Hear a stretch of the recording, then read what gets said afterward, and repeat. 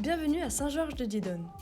Il y a 60 ans, le comité social et économique central d'Air France s'implantait sur la côte de Beauté, en Charente-Maritime. Tout commence le 21 mai très exactement, date à laquelle le comité d'entreprise lance le projet de village vacances. Les premiers bungalows sont assez rudimentaires.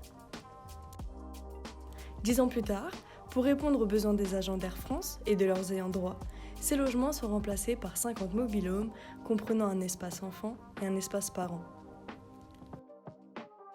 En 1986, c'est au tour du terrain de tennis et d'une piscine de voir le jour.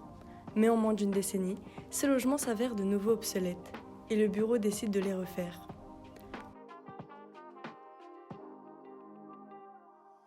En mars 1993, un nouveau chantier débute avec cette fois-ci des maisonnettes agrémentées de terrasses.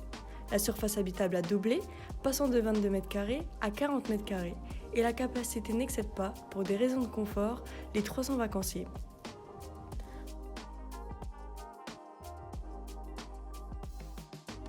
En 2022, Saint-Georges-de-Didonne, rebaptisé les Bleus de l'Océan, signe son grand retour avec une mission claire.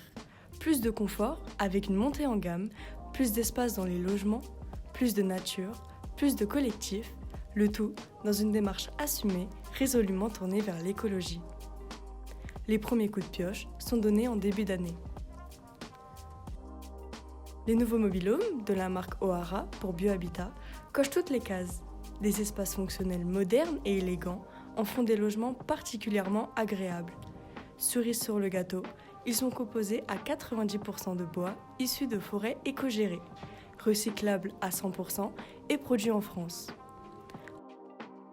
À l'heure où les effets des perturbateurs endocriniens semblent jouer un rôle dans la détérioration de la santé, le CSEC d'Air France a opté pour des mobil-homes dont les matières premières sont sans produits chimiques nocifs pour la santé et pour l'environnement.